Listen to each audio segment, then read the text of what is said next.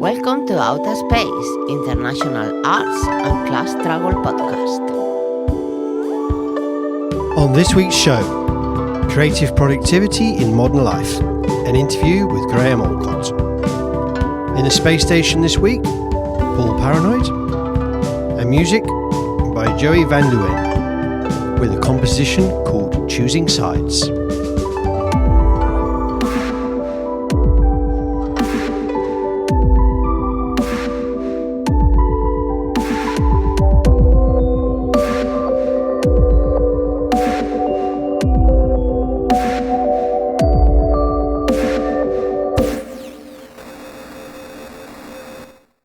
Hello, I'm Rob McDonald, and I'm the host of Outer Space International and Arts and Class Struggle podcast. And today, my guest is Graham Allcott. Hiya, Graham. Are you there?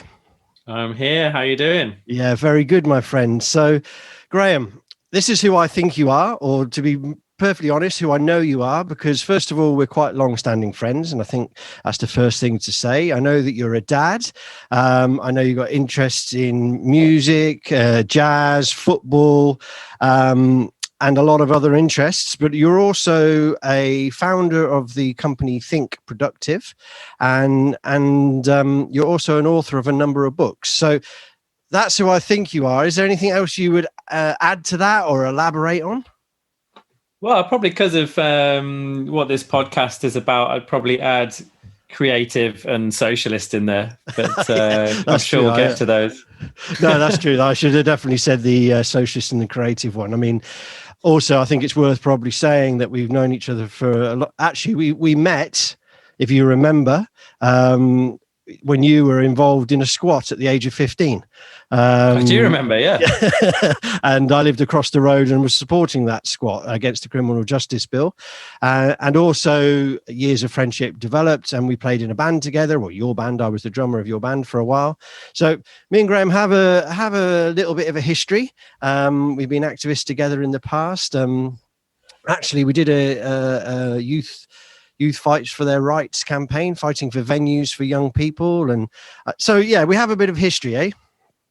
Yeah, and I would say probably, I mean, you're probably the most influential person, certainly in that part of my life, around politics. So that's okay. Well, I'll put in a disclaimer right now you, then, for the rest of the interview. It's got nothing. It's certainly not my fault. I think it's true to say, though, Graham, that, I mean, you know, although we've been friends many years and, you know, we go to the football together once in a blue moon, whether it be in Barcelona or you're a Villa fan, and sometimes you've put me through that experience. And we haven't done it for a while, obviously, because of lockdown. But also our lives have run in completely different ways, and we've got on with many different things. And one of the things that you've done is build the Think Productive company, which you're the founder of, which is, you know, one of the reasons I've got you on the podcast today is to talk around the things that Think Productive as a company was. You know, I think I mentioned before in the to the patrons that I have that you are also an author of a book called How to Be a Productive Ninja, which I think is an encapsulation of your Think Productive company. So, I mean, could you just explain for the listeners a little bit about what Think Productive is, and, you know, and what your career has been around these things? Yeah, I mean, the career before Think Productive was in the charity world, and I ended up at the age of 26 running a small national charity called Student Volunteering England, which was all about getting people in further education, higher education, involved in charity projects and volunteering. And then I took a break from that and went freelance and was working with a few of those same sort of charities. And what I realized in that freelance time was I'd been really good at being a leader and having ideas and, you know, sort of corralling other people to help me make things happen. And then when I went freelance, I realized I was on my own. And suddenly didn't have a team of people around me, and realized that my own skills around just being a completer finisher, getting into the detail, driving projects over the line weren't actually that good. So I kind of embarked on this mission really to kind of fix me and get myself to a place where I could get a lot of stuff done and get myself to a place where I could overcome my own procrastinations and my own barriers and my own sort of allergy to detail and all that sort of thing. And I thought I was the last person to learn this stuff. But then once I started implementing it for me, a lot of other people around me started going, you answer your emails now, you're doing this now, you're doing that now. And it kind of went from there. And so Think Productive really was the embodiment of that, and being able to take this idea of changing me from being someone who is a little bit flaky and a little bit, my general style is very ideas driven, creative, strategic, not very down in the detail. And I figured if I could fix me and make me organized, then there must be other people out there who needed this. And it turned out everybody that I spoke to needed this, and kind of felt like I was, the only person that ever needed it. When I started on the journey for me, and that became Think Productive. So it's a commercial business. Yeah, we run it with just to interject, because I've known you a long time. Yeah, and you can correct me if I've got the timing right, but I remember a conversation we had. I think I helped you move house, and you were talking about making a go of it as a singer-songwriter. And you were really trying to focus yourself into that, and you give it a good whirl, and you're definitely a very talented singer-songwriter. But it seemed to me that you were doing that, and you were doing that circuit, and then 5 minutes later, it must have, you Think Productive had taken over that creative energy. And when you talk there about putting the whole package together, one of the things artists sort of kind of want to do when they're doing creative work, is they put the whole package together. It's it is I don't know what's the word. It is part of being an artist, And so I remember you when you were doing the music thing. You did it quite. You were quite efficient, I thought, at least from the musicians that we knew. That you did the CV. Yeah, that's a whole other story about musicians. Not a high bar. Yeah. Paul will probably do the commentary on this, and he'll probably attest to that low bar of our group of friends and musicians. But the point being is that you put together that package then, and you didn't make it as a singer-songwriter as such, but you went into doing the Think Productive. So give us a little bit more. What does Think Productive actually do? I mean, it's because I know that our conversations were always about how socialism could work, how productivity in society would be, obviously better than a capitalist production. Those and yours as a young guy, you always struck me as somebody who was thinking about how do we work. You always had a philosophy about you. I met a lot of young people in that period. I think you were 15, I was about 25. So I was just youth, and, I was building campaigns, but you struck me as a very sort of organizer type person thinking about philosophical questions. So is Think Productive, did it sort of bring some of that creative and political energy together? Yeah, I'm not sure so much the political. That's a really interesting thing to talk a bit more around. But I'd say,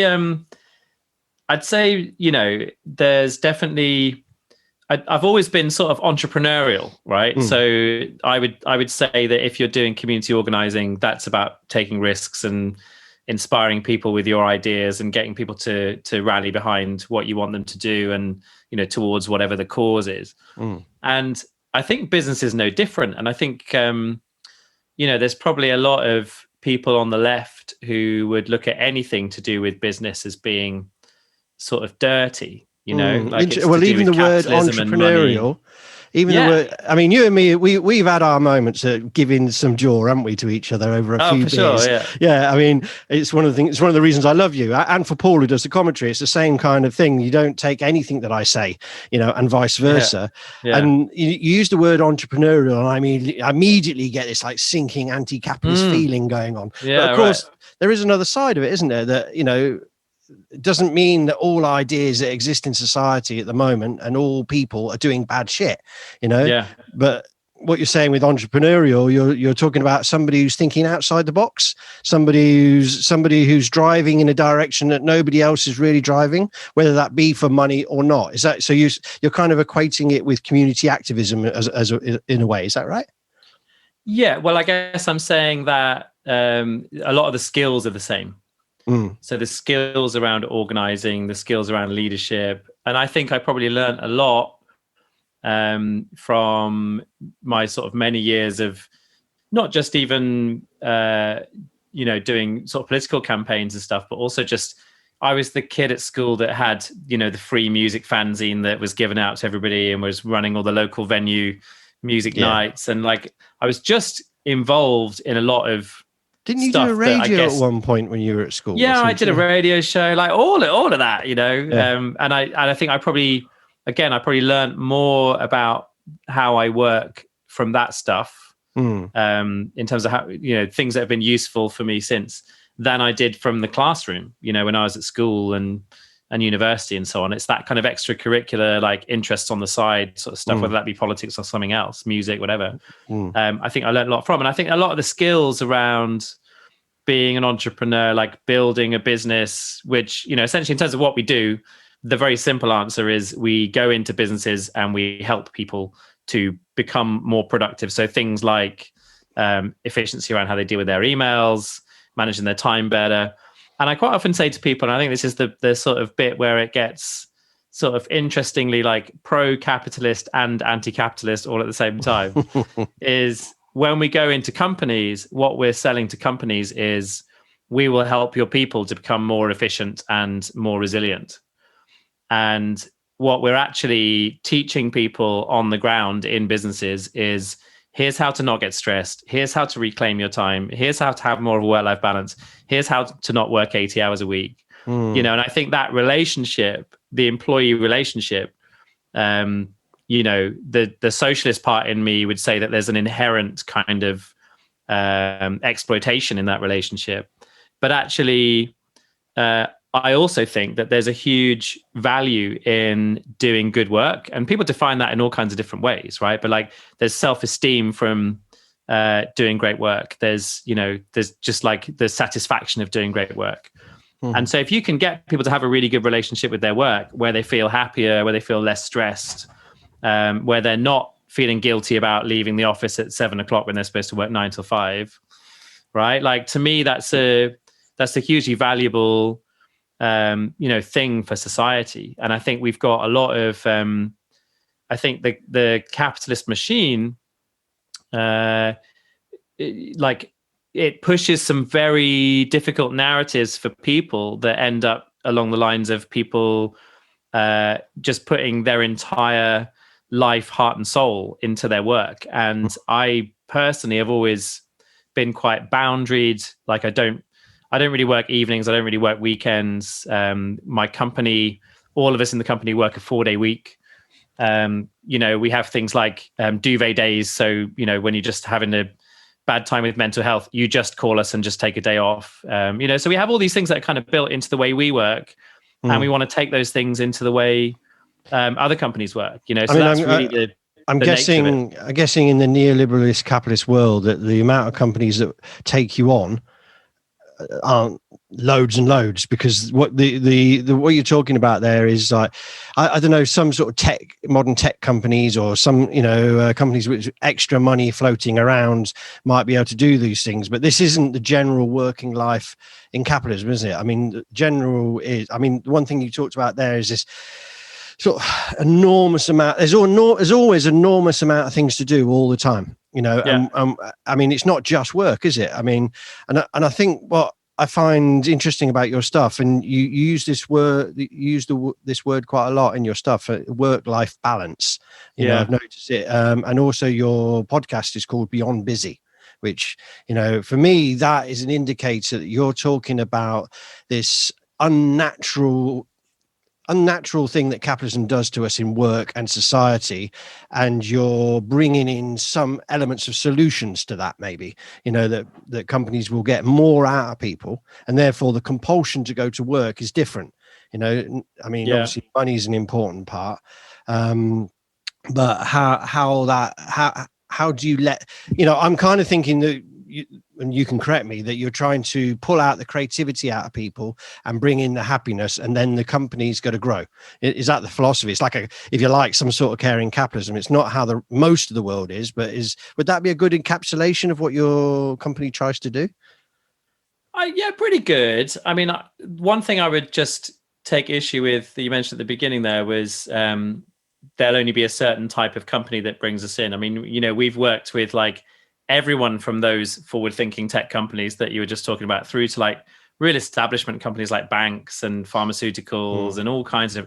And by the way, we have a quite good sort of policy of people that we turn down as well. So who do you turn down? What criteria do you turn down people? That would be quite interested in that.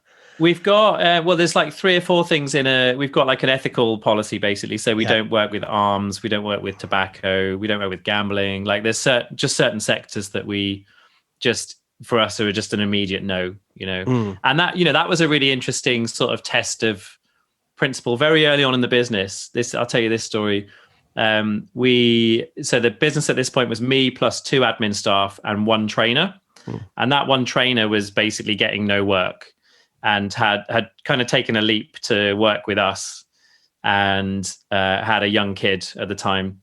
And he got approached by a big tobacco company. And so I had this moral dilemma of like, okay, so this guy really needs the work and, he needs to feed his family. But ultimately I don't want my company to be furthering the work of a tobacco company. So in the end, I said, look, I'm going to turn it down. And we need to fix that and whatever that means. And it wasn't a popular decision for him at the time, but it felt like the right thing. And he looks back on it now and he's like, yeah, I mean, we've got all these other clients now and the business has done quite well. And we're 12 years in. So he looks back at it now as like, yeah, I'm proud that we did that. We turned down Wonga as well. It was before. Do you remember the time before people realized that Wonga was bad?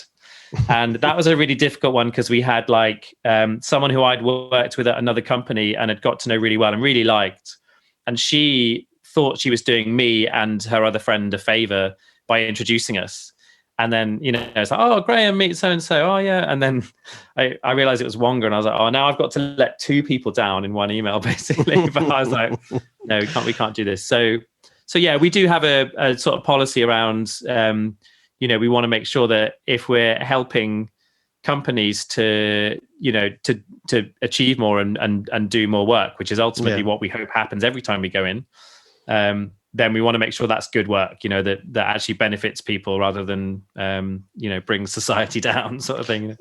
Okay, well, we'll go into this a little bit more in a minute. I just want to ask you a little question though before. Well, it's not a little question, but it's a base question to what I want to lead into is what do you actually think is wrong with, in general, in the modern world with how we live and work? I mean, what's red flags would you sort of pull up about how companies how capitalism, how it actually works at the moment?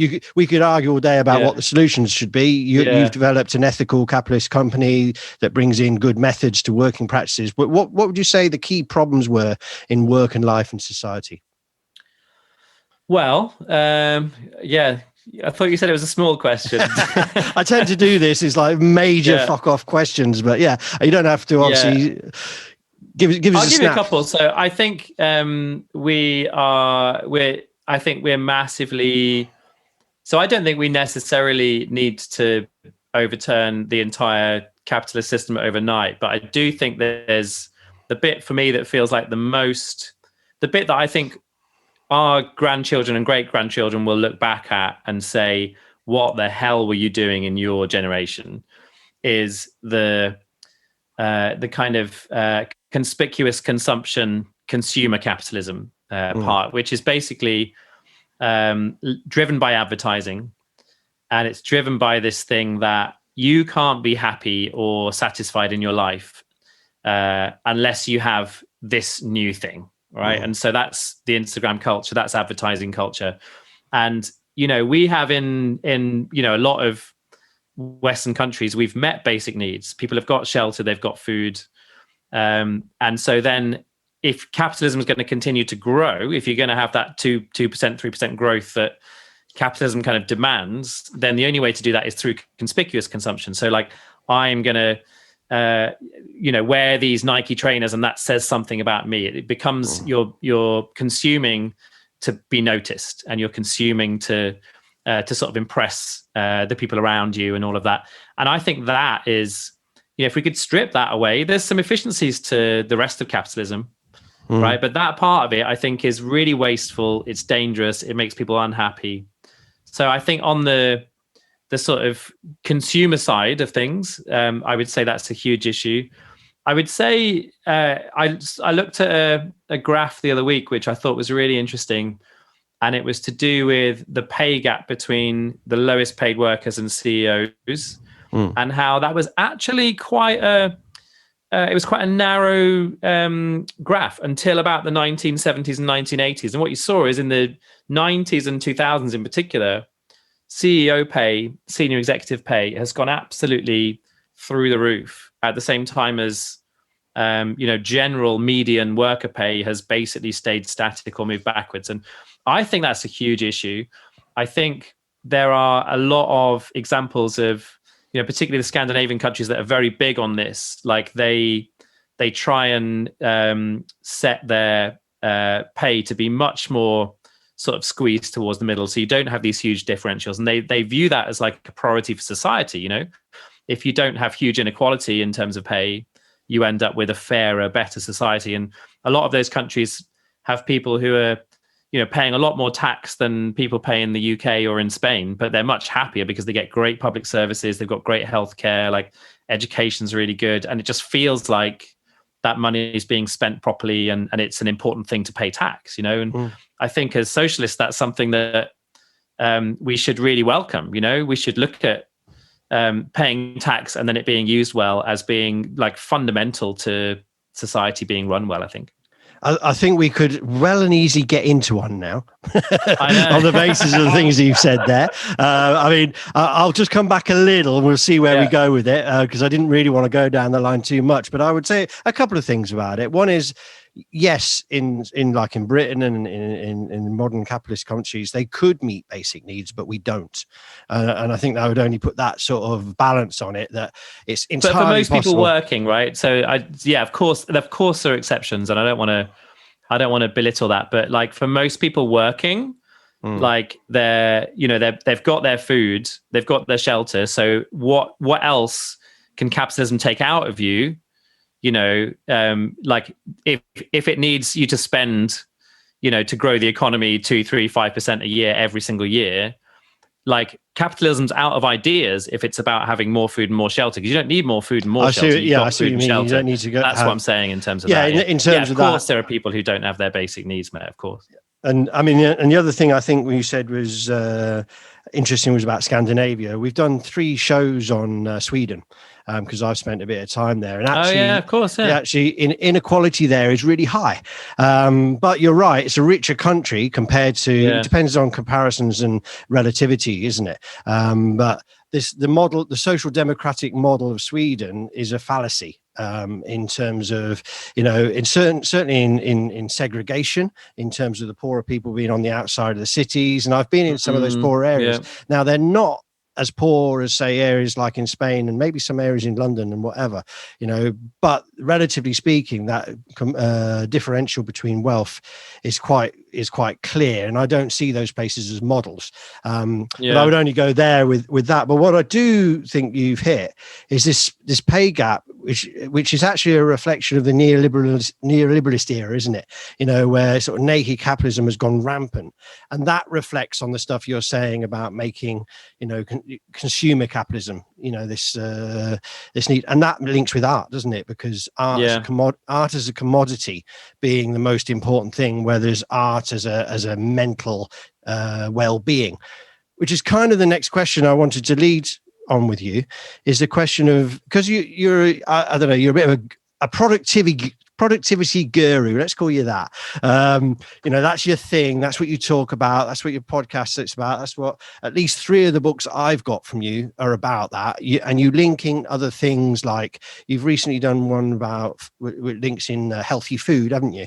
And I looked at it because I fucking needed it. I was eating too much. I think you said to me more eggs, less bacon to me one time in a message or something like that's that. Probably true. So and the thing about that again, so I think capitalism has a habit of disconnecting us from things, and food is a really good example of that. One of our little slogans in the book is food made from plants, not food made in plants.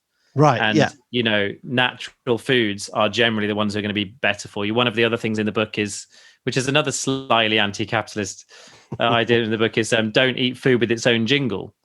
And so it's like no one needed a marketing campaign for a carrot or a beetroot. Like they're just good for you, No, but that's like a good philosophy. And also here's a little practical tip from the book, which Colette, my nutritionist, told me, is basically when you go to the supermarket, certainly in the UK, don't know how they're arranged in Spain, but like just shop around the outsides. Okay. So around the outsides, you've got all the fresh fruit, fresh veg, bread, like all the things that are like, just naturally made. And then in the middle is where you've got all the sort of packet foods and things that are on the shelf for 5 years and all that sort of thing. Oh, that's quite, anyway, that's a little tip. I'll try that next time I go into the local deer. Well, I mean, the question I was leading to was similar, on that. I mean, you're talking there about environmental questions as well, and all sorts of wider social questions. But one of the questions I wanted to sort of put to you about this whole productivity thing is, where does art and creativity sit in that for you, in your view of making the world more productive, and therefore I think when you mean productive, you mean working better, you don't necessarily mean making more money, because people can make that mistake. And I think you've made that point clearly already. That's not what your productive guruism is about.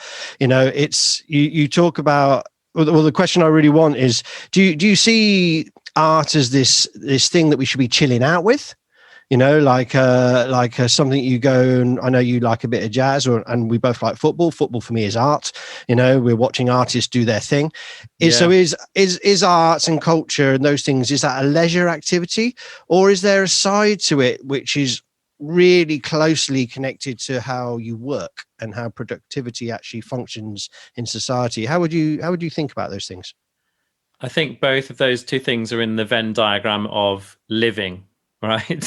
So I think art is about expressing what it means to be alive, to be human, the experiences that we have. And so, yes, you can have lots of different ways of consuming art as a leisure activity. Art can also be inherent to your work. I think, I would, it's a funny thing. I wouldn't call myself an artist in the work that I do. Even in my writing, I'd maybe say I was a writer. Interesting, because that's the primary thing that I the primary way that I sort of spend my time and earn a living really is by writing and producing podcasts and producing books and all that stuff. So I'd say I was a writer. I would say I was a podcaster, interviewer, whatever you want to call it. And I just have an odd relationship with the word art and artist. It just kind of feels like, well, I had that question coming, but let's go for it, because it's one of the questions that we do often put to people. So we had, I think it was the very first show that we did, which was with Jackie, who was a COVID-19 nurse, wonderful person and character. And there she was writing this poetry, and she's still doing it, by the way. She's even put up, and she was writing this, a daily poem. And it wasn't just about being a COVID nurse, but it was a way of handling the situation. And I said to her, well, you're an artist then. And she was like, no, I'm fucking not. I'm a nurse, and I'm a person. And there's me on the other side, and other people on the show. We identify ourselves as an artist, as if it's an important, integral part of who we think we are. And there's a lot of working class people who have an imposter kind of theory thing going on with, we're not allowed to be artists. That's what middle class people do, innit? And there's you. Maybe you're a writer, a podcaster. Now, both those things I do, and I call that very centrally my art, and you don't. And I find that interesting. I mean, could you expand on why you don't think you're an artist? It's funny, isn't it? Because I'm also a big fan of. Have you come across Julia Cameron and The Artist's Way? Do you know about that book? No, I don't know. So Julia Cameron wrote this book, The Artist's Way. She was an author, but she then became best known for this book, The Artist's Way, which is like it's a book, but it's actually a 12-week course in creativity. I think the full title is like, it's a 12-week course in discovering or rediscovering your creativity.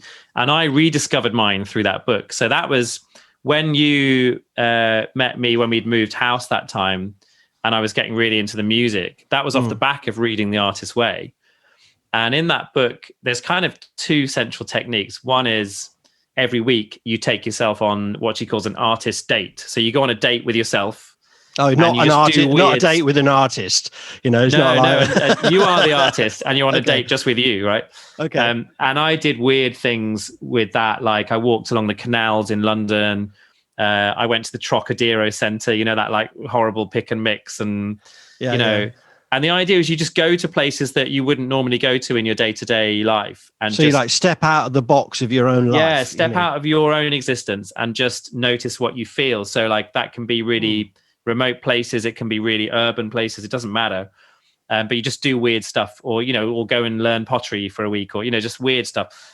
And then the other technique is every morning you get three pieces of A4 paper and you just write freehand, just whatever's in your head. And so you keep writing and keep writing. And if you've got nothing to say, you literally write, I have nothing to say. I have nothing to say.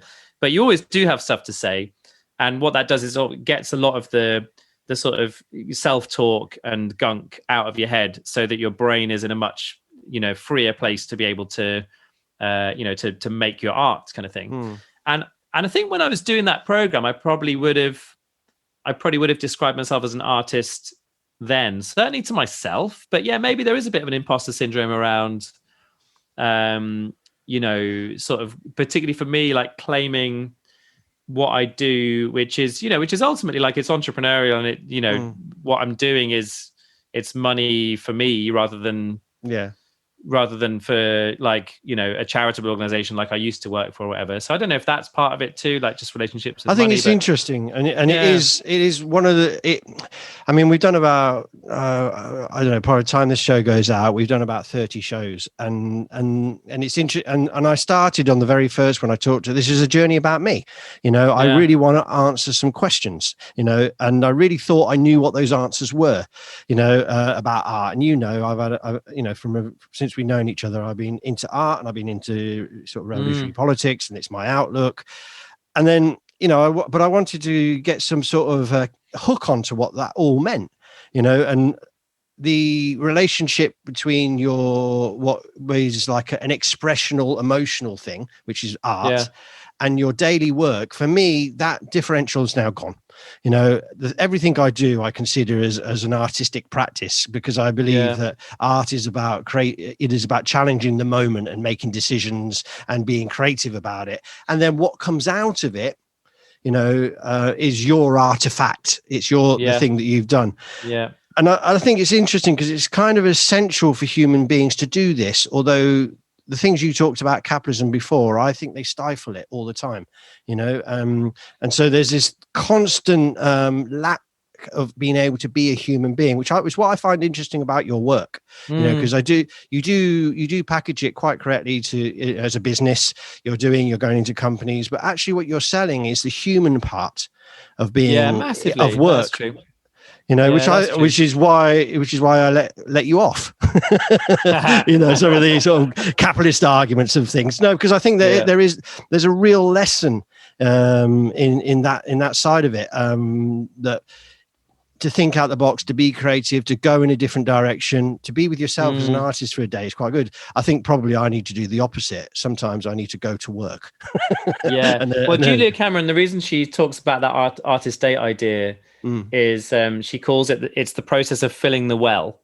Okay. So it's like you need to have creative ideas and different perspectives, and almost like a kind of, a sort of collage of different things that you can draw into your art. So like the idea is if you go and do weird stuff, then it fills the well. And then when you next sit down to create with stone or with a poem or whatever, you've got something different and something new to sort of draw on. It just kind of sparks ideas. I think the other thing about it is it's interesting how when you put yourself in weird places where everything's different, the connections that you make are actually to do with the stuff, back in your real life that's the same, right? So you actually you start to reflect differently on your actual day-to-day experiences by being put somewhere that's not the day-to-day. Well, I think when you go on holiday, you suddenly realize that you hate your job or whatever, and it's like, or more pertinent, doing a podcast.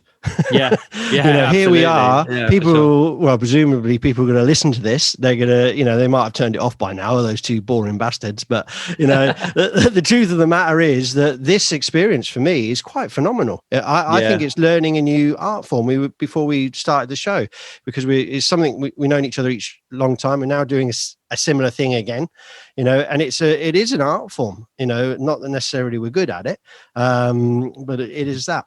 So, and another question I'll share a couple of little things on that. So, because I've just done this week, it's been quite interesting because I've just spent the week doing a reflection on my podcast. I've just passed 100 episodes. Yeah. So we've just produced a 3-part series called Beyond Busy 100. Mm-hmm. And it's like a compilation of some of the best bits. What was really interesting is it forced me to go back and listen to old episodes of my podcast, which I'd just never done. No, I don't. I don't listen to them again once I've listened to them 4 times just before they go out. Yeah. No, I've got an editor who puts it together, and literally I'll have the conversation and I never hear that conversation again. I don't even play it back. Yeah. Well, I have Jonas who does the production, and I listen to it, but not fully. So it's similar. Yeah. It's similar. But yeah, and so what was interesting was I noticed in a lot of the early interviews, my questions weren't very clear. There was a few times I was like, man, you're just interrupting the guests. Well, I do that. Whereas now, like a lot of the ones that I'm doing more recently, I'm noticing that I'm much more sort of in flow with it. I feel like it's gone really well. I really I feel like I'm nailing the structures of how to do it and all of that. And all of that, I mean, it's either a craft or an art. It feels like it's one of the two, but it's definitely creative. And the other thing I'd say, just coming back to your thing about the idea of sort of capitalism stifling art. I mean, it sort of depends, doesn't it, on because I would say I would be more comfortable with the idea of saying I make art than I would I'm an artist. And maybe there's a sort of distinction there. But I think a lot of people day to day make art. And there's a guy called Seth Godin, who's a very well-known kind of originally like a marketing guru and speaker, but actually writes a lot of stuff about sort of creativity and work and stuff now. And he has this lovely phrase, which is, here I made this. And so he does a lot of sort of work around this idea. Here I made this. And it's like, when you create something and then you very generously put it out into the world and share it with people, then that is a creative artistic pursuit. And that could be, here I made this report at work, or it could be, here I had this new idea for this product in our company, or whatever it is. So there's a million different ways that you can, in your day-to-day life, say, here I made this. It's the same when you send someone a really heartfelt Christmas card or birthday card, or it's the same when you have five friends over and you create an experience for them. This is all about here I made this, and I think that's a really it's a very powerful phrase because it's exposing and vulnerable. Like, you're putting yourself on the block and saying, you get to judge this now. Like, did I put on a really good event for you 3 people that came around to my house, like, or not? Yeah, it's an exhilarating, vulnerable and exposing, isn't it? I think that zone, that essence in there of what you're saying is what the artistic practice is about. And for me, I don't think art is a special thing. I always do it. I do loads of shows on it, talk about it all the time. But it's just being human being, and it's a way of framing it, but an important way, because it's a way that's, as I said, I think is stifled. The final sort of question I wanted to come to you, and it's, again, it could be a big one, is you're writing a new book at the present time? Yeah. What's it about? So the new book is about kindness. Okay. And so you're not allowed to be mean to me anymore about me interrupting you. Yeah, indeed. Yeah.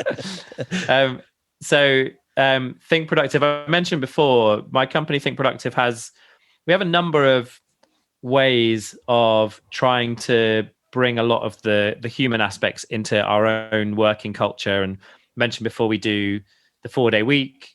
We do kind of mental health check-ins basically at the start of every single meeting that we have.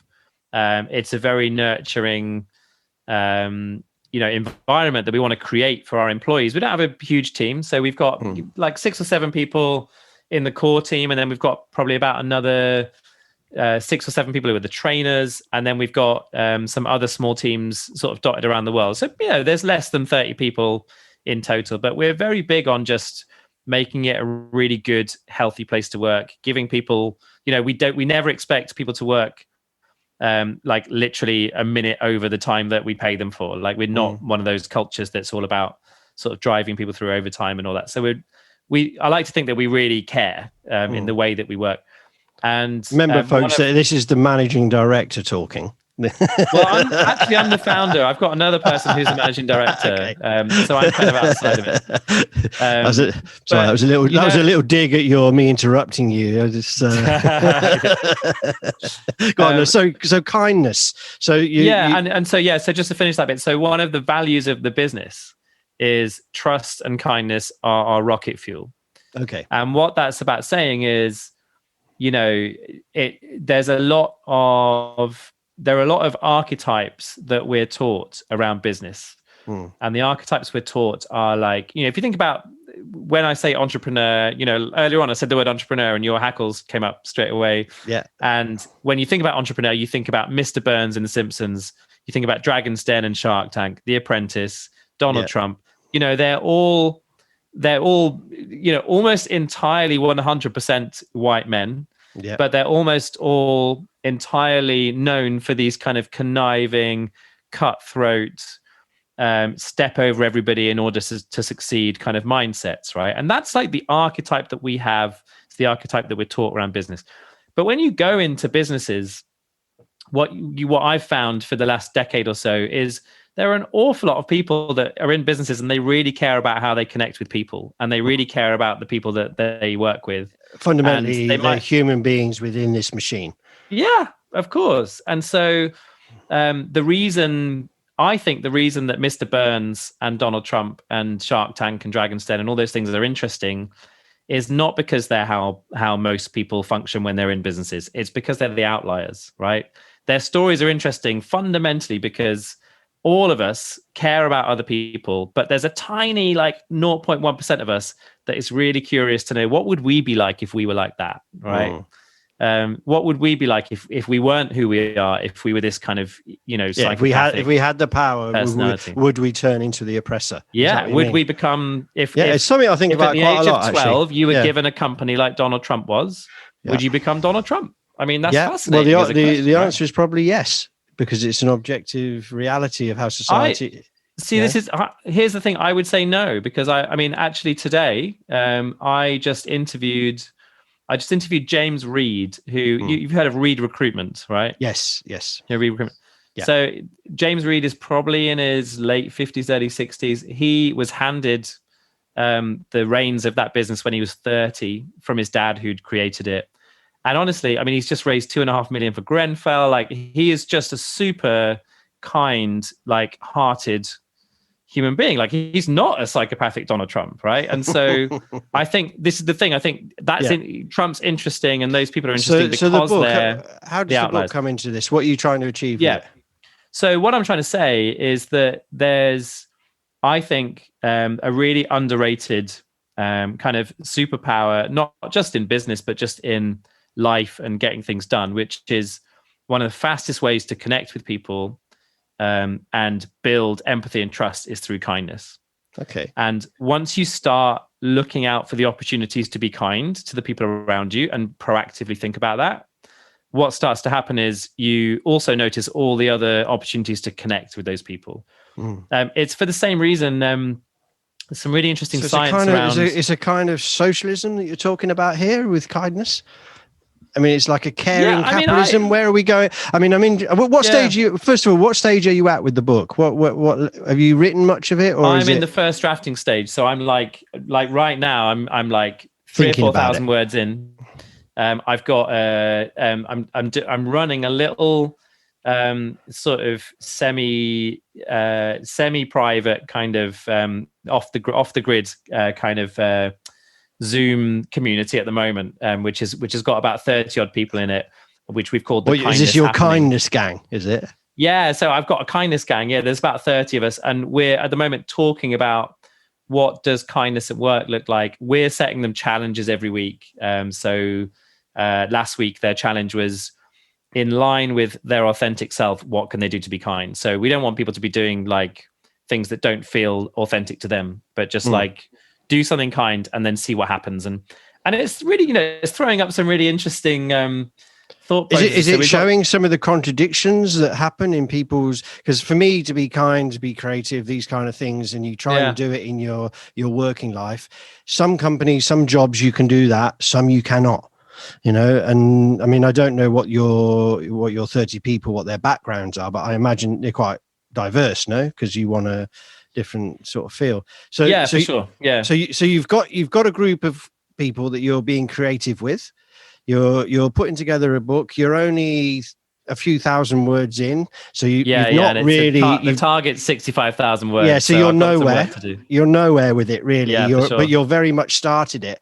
I tell you what would be really interesting, Graham, is to go and, because this is to take this idea you've got and maybe not be involved in it at all, not follow you up on it, but come back to you on it, and we'll do a follow-up show to this one. Yeah, sure. Where we can test this kindness, creativity at work, productivity question. And, maybe you could give us some insights to the negatives and the positives that you found. What do you reckon? Yeah, I'm up for that. Sounds cool, good. Man. Well, I think we've come to our time. I get into trouble with Jonas, who does the production. If I run over, we try and keep the show to an hour. We've got to fit Paul in. He's want to say a few things about you, I'm sure. And then we always put some music. So great, Graham. Really lovely to have you. Lovely to catch up. I think we've got a little mini project of our own to work with there at the end. And thanks very much for coming on the show. Sounds good. Pleasure, Rob, as always. Okay, man. Take care now. Speak soon.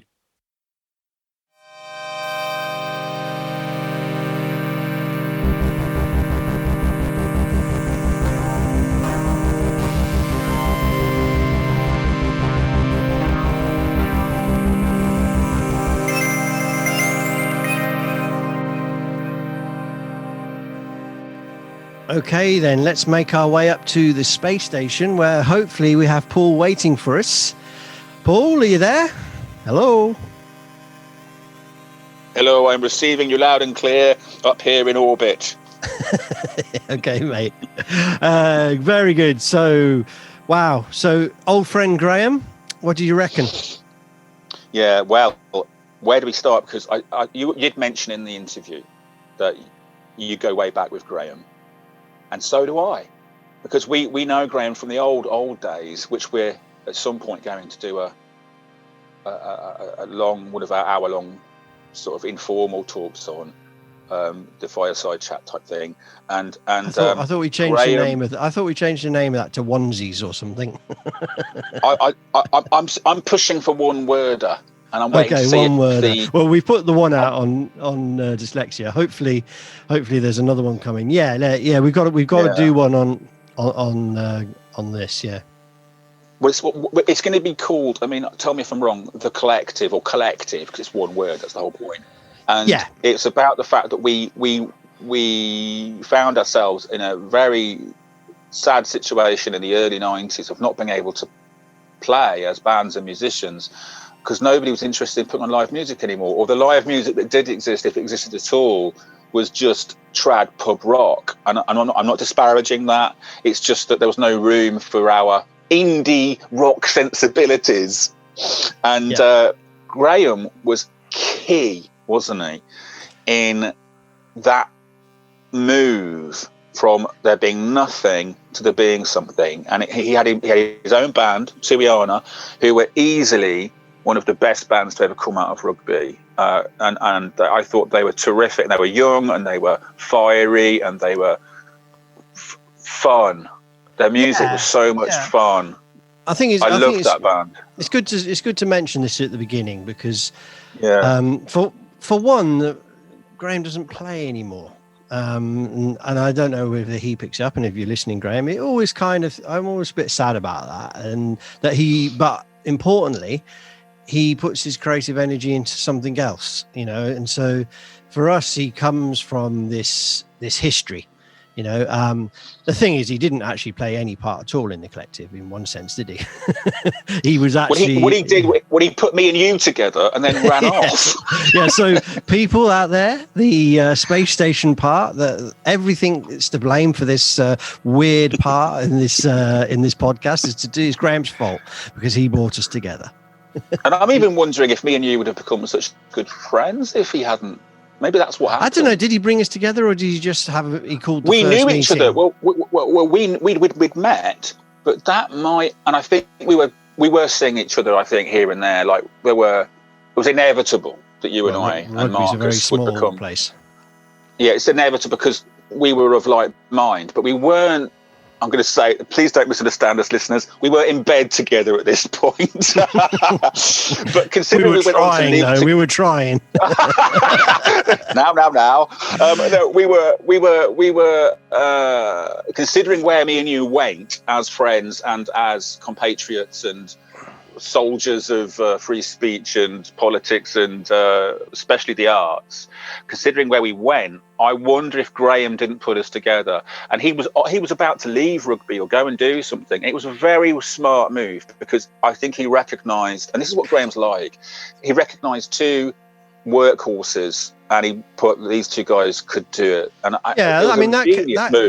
that's actually quite a good thing to note, because it came out in the interview a little bit about some of the artistic things he did at the beginning, radio shows and various bits and bobs, and he was always the person doing that. But it also came out this storyline of doing volunteer organising, and he talked about organising, and my coming together with him, as it was mentioned in the actual interview, was around political things, actions, and I think that's quite interesting, because we're going to talk about the collective and the history. We're going to do it soon.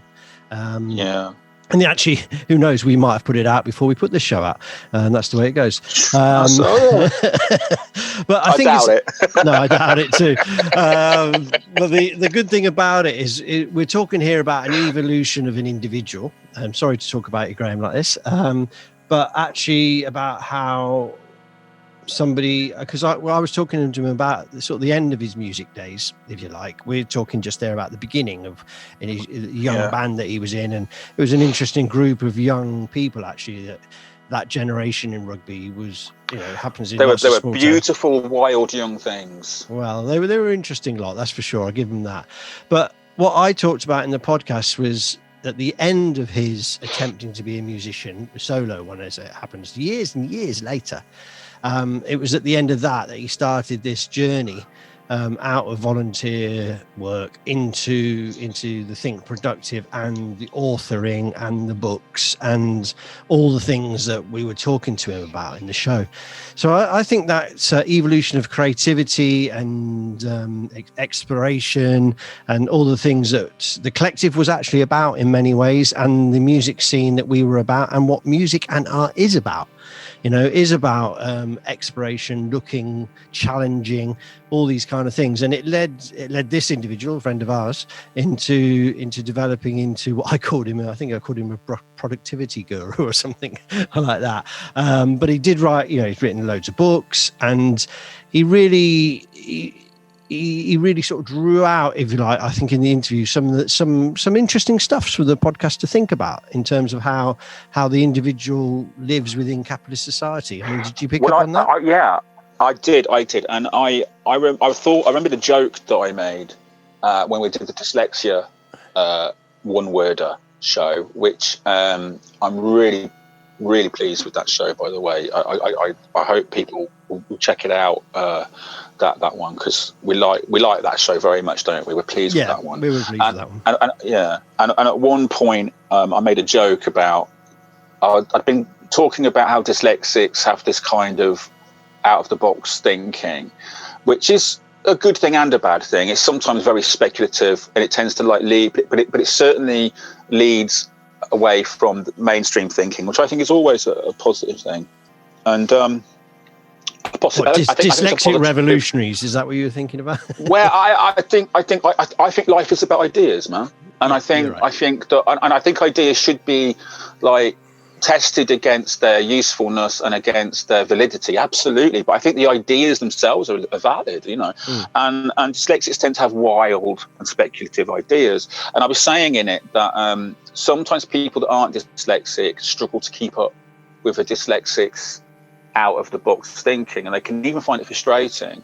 But then I did a big disclaimer, and I said, but I must apologize to anybody who's intelligent and productive and intellectually perfectly capable, who isn't dyslexic, who is having no trouble following what we're saying. And I said, and you people should be running things. And now I realize I was thinking about someone like Graham. Now, okay. I know that a lot of us have different political aspects of ourselves, different political agendas. And what Graham's done is, I like Graham very much. I think he's a terrific person, and I remember him very fondly as somebody that could make things happen, and such power with that he could leave other people to make things happen, which is a very important gift, actually, to better delegate. And some people will feel that delegation is something that privileged people do, that capitalist higher ups do. No, actually, delegation is an art. Exploitation, no. Delegation, brilliant. Because delegation is about finding people who have like certain talents and gifts and facilitating the best possible outcome for everybody, which is the only way forward, however we move forward, whether we move forward as capitalists or socialists, democratically, hopefully always democratically. But, whatever we do, that is the only way human beings move forward, is for the best possible outcome for all, or for the general, the general good. Lots of arguments about what that is at every point, but generally we can agree. I think it's very interesting, actually, way of looking at it. I hadn't really thought about it quite clearly that way, because me and Graham are a bit like you and me.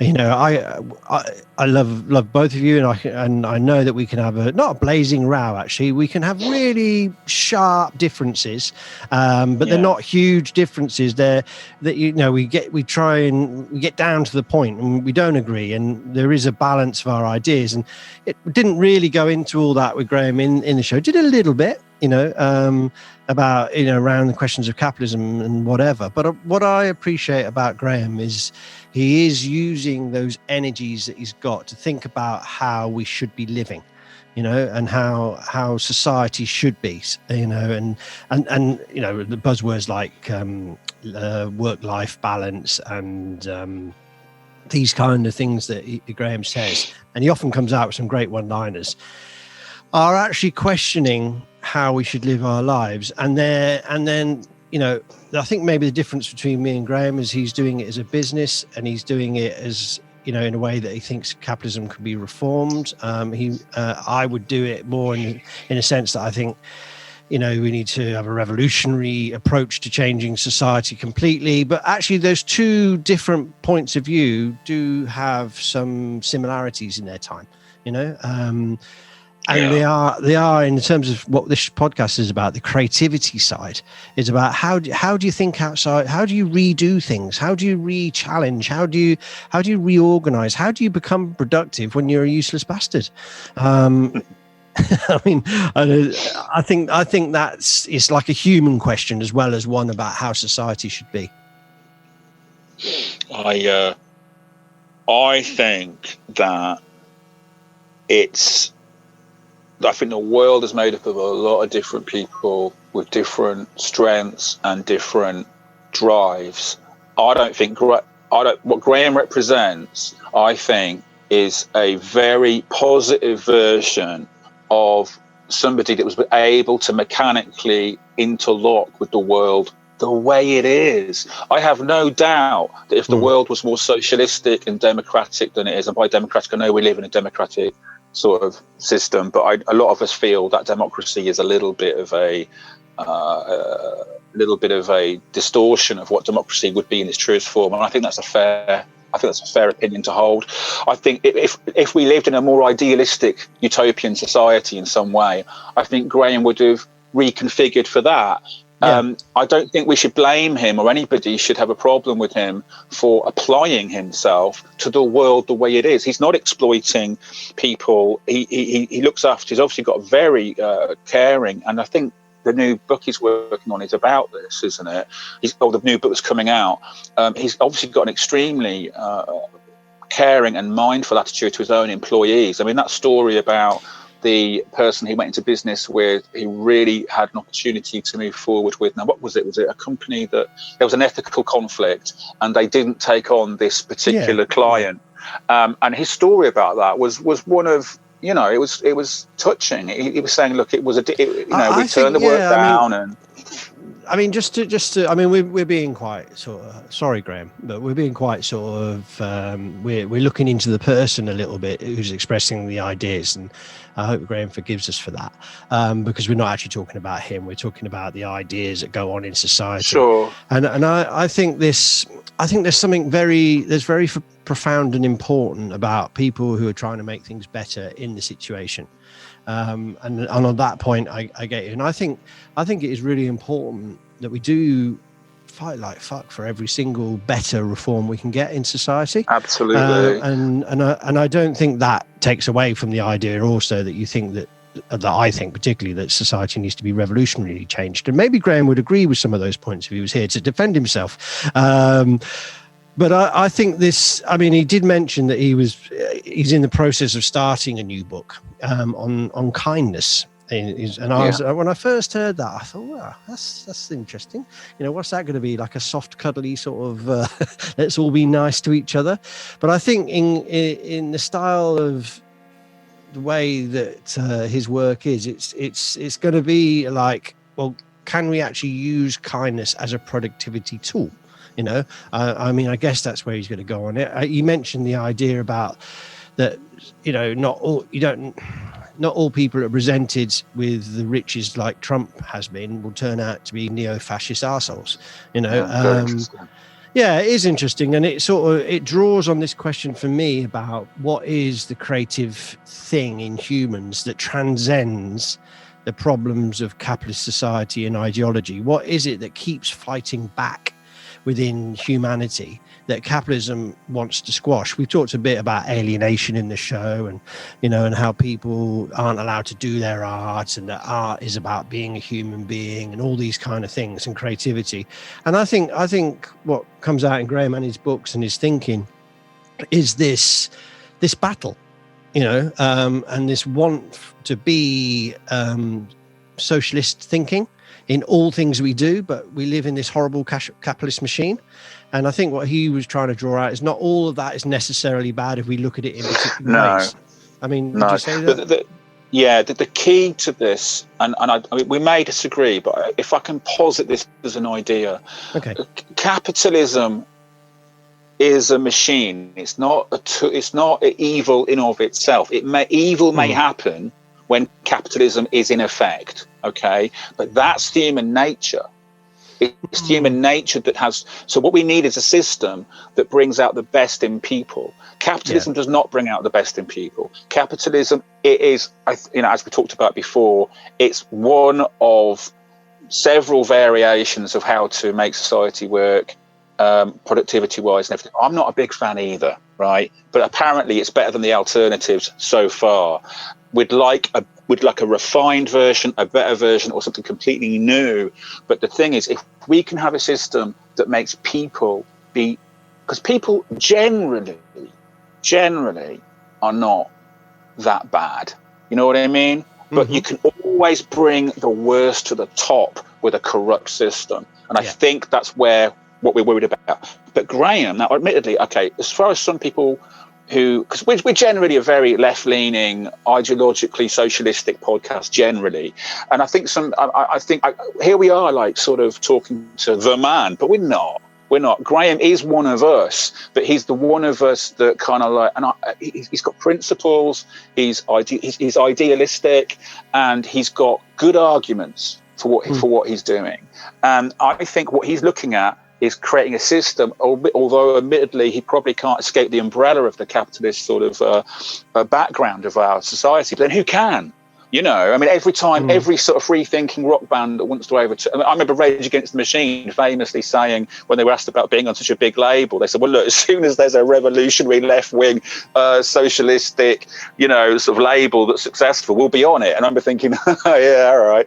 You know, and I love Rage Against the Machine. Yeah, and I think that there is a very important point here that we do. Not that we shouldn't have revolutionary attitudes and planning and building organizations to, let's say, overthrow capitalism, and I'm all for that, and I'm all for developing the tactics necessary and the demands necessary, and discussing out what's important.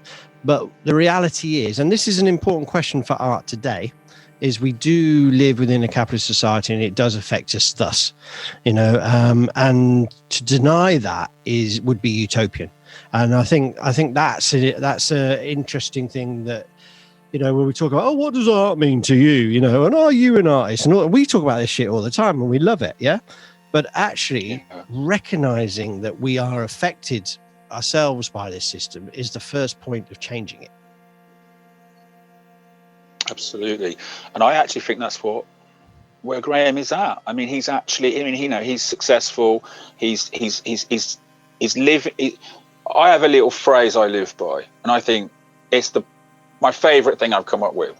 And it is the way you live is your vote. And that is, I think, how society ultimately will change. And I think, Graham, is the way you live is your vote. The way you live is your vote. Like you don't mean parliamentary elections, you mean? No. I mean we're voting. Yeah, I mean the principles by which you live by, the way you exercise your agency in society. You're voting for the world you want to live in. Each of us, all the time, every day. And I think what Graham's done is, I think he's applied himself to making, like,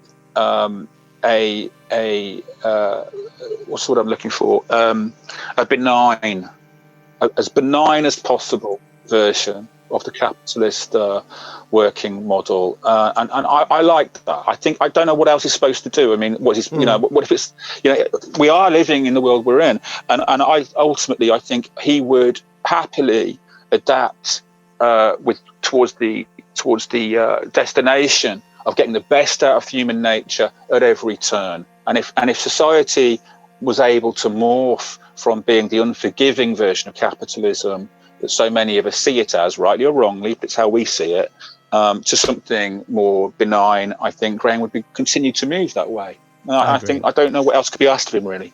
Yeah, I agree. And I would only add that I don't know that things would morph. When you say morph, that's an interesting word.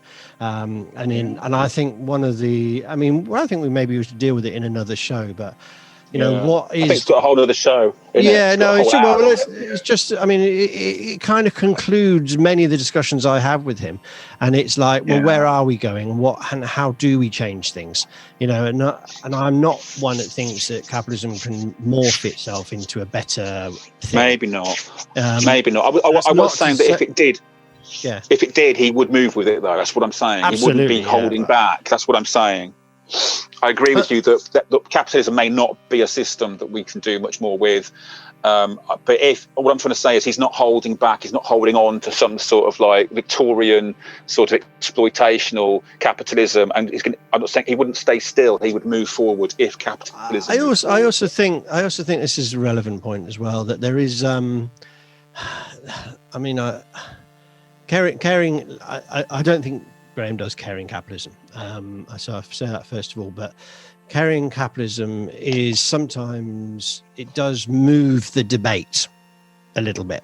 Right. You know, and I think one of the realities of life is balance of forces, you know, and so if we had like a massive revolutionary socialist organizations, that would change the balance of forces in life, you know, because people would see a different alternative of how things could be.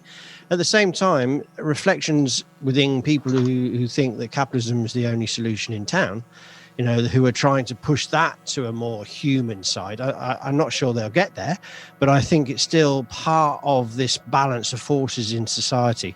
I don't know. It's just what comes to the top of my head as we can hear. See that. I was going to say before we finish, it's great to see that Graham's interview has created such a far-reaching discussion. I mean, we're all over the place, and it's I hope the listener isn't fed up with that. But what a great. I mean, just goes to show what a great interview that was, and how much fun. I think we're going to do a longer show on this, aren't we? We're going to do one of our one-worders on this or something. I think it's quite possible. Okay, yeah. Paul. I can hear Jonas turning up the volume on us again. We've overshot our time, I say. Well, you take good care up there, and I shall see you very shortly. Yeah. Thank you, Rob. Thank you very much. Okay, mate. Bye now. Bye.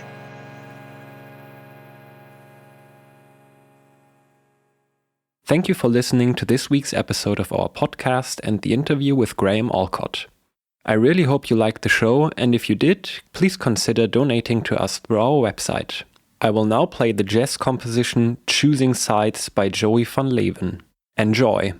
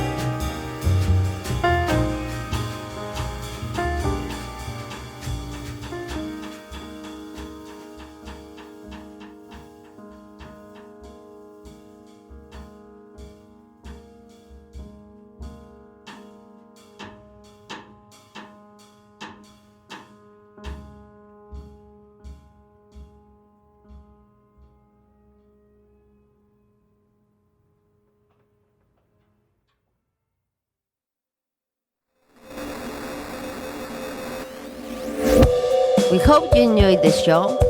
If you have something to say to us, then join our Facebook group or contact us at outaspace.com. That's outa-space.com. See you soon.